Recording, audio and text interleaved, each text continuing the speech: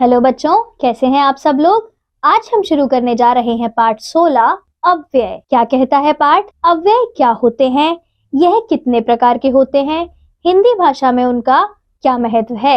आइए पाठ पढ़कर जानते हैं। आओ चर्चा करें। क्रिया विशेषण अव्यय और संबंध बोधक अव्यय में क्या अंतर होता है, मित्रों से चर्चा कीजिए। इन चित्रों को देखिए और वाक्यों को पढ़िए। सोनिया और अदिति खेल रही हैं। नानी जी धीरे धीरे चलती हैं। मेज के ऊपर फुटबॉल रखी है।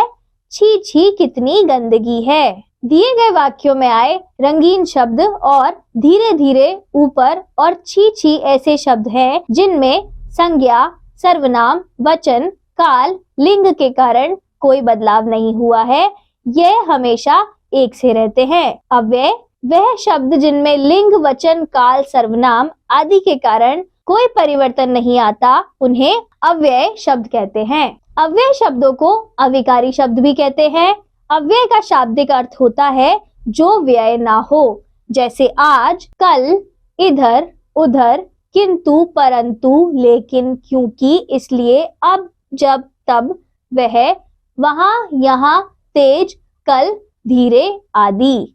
अव्यय मुख्य रूप से 4 प्रकार के होते हैं। 1 क्रिया विशेषण अव्यय, 2 संबंध बोधक अव्यय, 3 समुच्चय बोधक अव्यय, 4 विस्मय आदि बोधक अव्यय।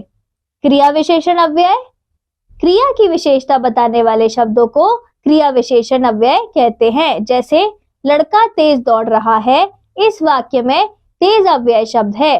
कुछ क्रिया विशेषण अव्यय, नीचे, पीछे, वहां, यहाँ आदि। संबंध बोधक अव्यय, ये संज्ञा या सर्वनाम का संबंध वाक्य में आए अन्य शब्दों से बताते हैं। जैसे मेरे घर के सामने बगीचा है, इस वाक्य में के सामने घर और बगीचे के बीच के संबंध को बता रहा है।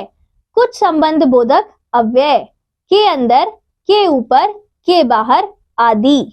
समुच्चय बोधक अव्यय, 2 शब्दों, वाक्यों या वाक्यांशों को मिलाने वाले शब्दों को समुच्चय बोधक अव्यय कहते हैं।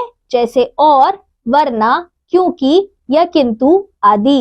विस्मय आदि बोधक अव्यय, जिन शब्दों से मन के भावों का पता चलता है उन्हें विस्मय आदि बोधक अव्यय कहते हैं।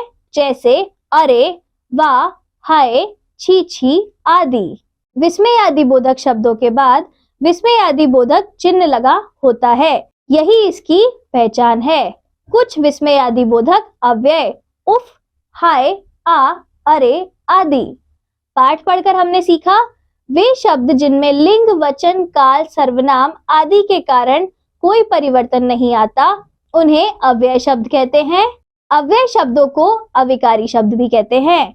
धन्यवाद बच्चों, अब हम मिलेंगे अगली कक्षा में।